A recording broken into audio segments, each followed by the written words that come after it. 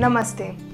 आज हम बात करते हैं थायराइड ग्रंथि के बारे में या थायराइड ग्लैंड के बारे में। हमारी बॉडी में काफ़ी अलग अलग टाइप की ग्रंथि होते हैं जिनका अपना अपना नाम होता है, अपना अपना काम होता है। लेकिन थायराइड ग्लैंड बहुत ही एक इम्पॉर्टेंट ग्लैंड है।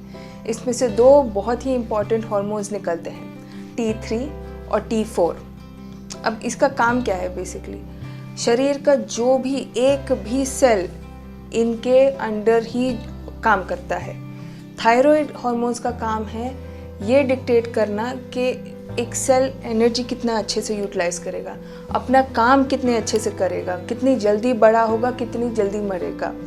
तो आप समझ सकते हैं कि थायराइड इज कंट्रोलिंग हमारी बॉडी में जो होता है, बहुत ही हाई लेवल पे थायराइड का काम होता है। तो जाहिर सी बात है, अगर थायराइड के हार्मोन में कुछ प्रॉब्लम आती है तो तकलीफ पूरे बॉडी में होगी, सर से लेके पैर तक।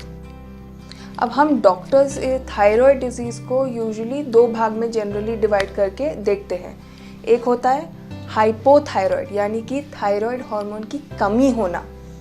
इसमें क्योंकि कम होता है, हर एक सेल अपनी एनर्जी को अच्छे से मेटाबोलाइज नहीं कर पाता है, काम अच्छे से नहीं कर पाता है।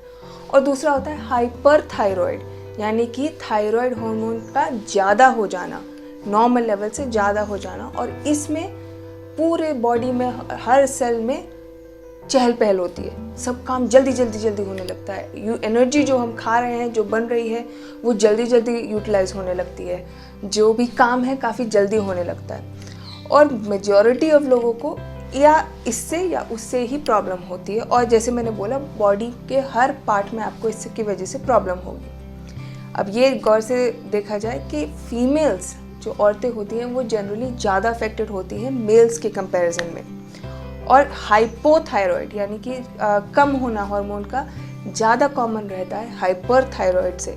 लेकिन दोनों काफ़ी प्रेवलेंट हैं इंडिया में, इसीलिए आगे इसके बारे में थोड़ी बात करते हैं। अब पहले तो आते हैं हाइपोथायराइड के ऊपर, यानी कि जब हार्मोन लेवल्स बॉडी में कम हो रहे हों, यानी कि अपना जो थायराइड ग्रंथि है वो इनफ हार्मोन्स नहीं बना रहा है या नहीं निकाल रहा है, और या वो जगह पे जाके काम नहीं कर रहा है ढंग से। ये डेंजरस हो सकता है। और जैसे मैंने आपको बताया, इसमें सब चीज़ स्लो हो जाएगा, क्योंकि जो एनर्जी यूटिलाइजेशन है, जो हम खाना खा रहे हैं उससे एनर्जी बन रही है, वो ढंग से यूटिलाइज नहीं हो पाती है। तो जाहिर सी बात है, एनर्जी यूटिलाइज नहीं हो रही है तो सबसे पहले तो थकान महसूस होती है, बहुत ज़्यादा थकान महसूस होती है, कुछ करने का मन नहीं करता है, चिड़चिड़ापन लगता है। साथ साथ में क्योंकि सब चीज़ स्लो होने लगती है, आपको लगेगा कि आपका मूड चेंज होने लगता है, आपको लो फील होने लगेगा, आपको डिप्रेशन के थॉट्स आएंगे, आपको बिल्कुल मन नहीं करेगा बाहर लोगों के साथ इंटरेक्ट करने का। फिज़िकली आपको नोटिस होगा कि मेरे को भूख कम लग रही है और मैं कम ही खा रहा हूँ, लेकिन मेरा वेट बढ़ते चले जा रहा है। जानबूझ के नहीं, लेकिन अनजाने में वेट बढ़ते चला जा रहा है। अगर मैं एक्सरसाइज कर रही हूँ तो वो घट नहीं रहा है। बाकी सब स्लो होने के कारण आपको लगेगा कि आपको कॉन्स्टिपेशन हो रहा है। और थोड़े माइनर सिम्टम्स, जैसे आपको शायद नोटिस ना हो, शुरू में आपकी स्किन बहुत ड्राई होने लगेगी, आपकी आवाज़ में कठोरता आने लगेगी, थोड़ा लो पिच हो जाएगी। और इनफैक्ट काफ़ी दिनों तक अगर आप ट्रीटमेंट नहीं लेंगे तो आपकी वॉइस धीरे भी होने लगेगी। इसको हम स्लरिंग स्पीच बोलते हैं।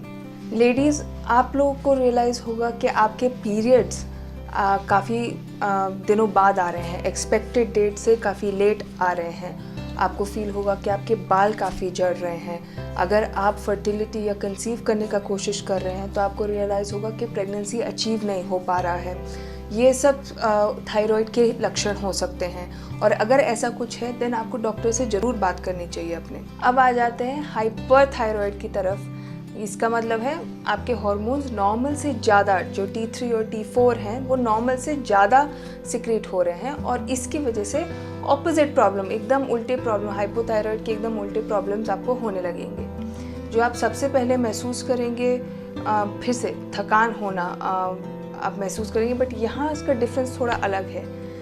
जब हाइपरथायराइडिज्म होता है, इसका मतलब कि आपकी जो एनर्जी यूटिलाइजेशन है वो बहुत जल्दी हो रहा है और क्योंकि उतना एनर्जी यूटिलाइज हो भी गया इतने छोटे टाइम में, आपको थकान महसूस होता है। इसकी वजह से आपको भूख भी ज़्यादा लगती है, और जब भूख ज़्यादा लगती है आप बहुत खाते हैं, आपको लगता है कि आपकी एपेटाइट बढ़ गई है, लेकिन वेट नहीं बढ़ता है। आप खा रहे हैं, अच्छे से खा रहे हैं, हेल्दी भी खा रहे हैं, लेकिन वेट नहीं बढ़ता है, उल्टा घटते चला जाता है। ब्रेन में हाइपरथायरॉयड के अक्सर क्या होंगे, ऑफ कोर्स एवरीथिंग ओवरड्राइव में चल रहा है, तो आपको एकदम घबराहट होने लगेगी, आपको लगेगा हर चीज़ पे आपको चिड़चिड़ापन लगेगा, आपको डर लगेगा। तो नेगेटिव सिम्टम्स सारे ऑपोजिट एंड वाले। आपको काफ़ी हद तक लगेगा कि मेरी दिल की धड़कन बढ़ गई है, या दिन में फ्रीक्वेंट टाइम्स में आपको लगेगा कि मेरी दिल की धड़कन बढ़ती चली जा रही है, मेरे को ठीक नहीं लग रहा है। काफ़ी लोग बोलते हैं कि उनको बार बार बाथरूम जाने की ज़रूरत पड़ती है, क्योंकि सब कुछ आपका इंटेस्टाइन्स भी आपकी ओवरड्राइव में काम कर रही हैं। जब लेडीज़ की बात करते हैं तो उनका जो पीरियड्स है वो एक्चुअली काफ़ी जल्दी आने लगता है। काफ़ी लेडीज़ बोलती हैं कि उनको महीने में 2 बारी पीरियड्स आते हैं। तो ऐसा अगर आपके साथ होने लगे तो आपके दिमाग में वो क्लिक होना चाहिए कि शायद ये हाइपरथायरॉयड के सिम्टम्स हैं। तो ये हो गए ब्रॉडली, हम लोगों ने बात कर ली थायराइड और थायराइड डिसऑर्डर्स के बारे में। ऑफ कोर्स हमने एक्चुअल डिजीज़ के बारे में बात नहीं की है। दोनों हाइपोथायरॉयड और हाइपरथायरॉयड क्यों हो रहा है, उसके अलग अलग डिजीज़ होते हैं जिनकी वजह से ये प्रॉब्लम इशू हो रहा है। हमने बस एक सिम्प्टोमेटोलॉजी के बारे में बात की है, लेकिन इसमें यही आपके लिए सबसे इम्पॉर्टेंट है कि अगर आपको इनमें से किसी चीज़ का लग रहा है कि शायद मेरे में ये है, मेरे को ये लक्षण आ रहे हैं, तो प्लीज़ डॉक्टर से तुरंत बात करिए। हमारे पास टेस्ट हैं, हमारे पास मेडिकेशन है, ट्रीटमेंट प्लान्स हैं, जिससे आप इमीडिएटली बेटर फील करना शुरू कर देंगे। थायराइड, एक और चीज़ बताना चाहती हूँ कि एक लंबी बीमारी है। अगर आपका डायग्नोसिस हो जाता है लेटर से हाइपरथायरॉयड से या हाइपोथायरॉयड से, चांसेस हैं कि ये आपकी लाइफ लॉन्ग रहेंगी और आपको लाइफ लॉन्ग इनका मैनेजमेंट करते रहना होगा। इसी के लिए इसका फॉलोअप भी इक्वली इम्पॉर्टेंट हो जाता है। फर्स्ट टाइम डायग्नोसिस इनफैक्ट ज़्यादा इम्पॉर्टेंट हो जाता है।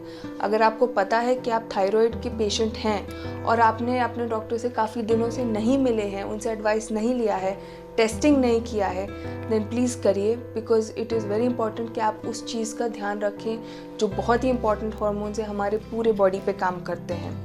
अगर आप लोग को कोई भी डाउट हो, कोई भी क्वेश्चन हो, कोई भी ऐसी चीज़ हो जो हम डिस्कस कर सकते हैं आपके साथ, प्लीज़ उनको कमेंट्स में ज़रूर डालिए। हम तुरंत से तुरंत जवाब देने की कोशिश करेंगे। आई होप आप सब घर पे हैं, सेफ हैं। नमस्ते, धन्यवाद।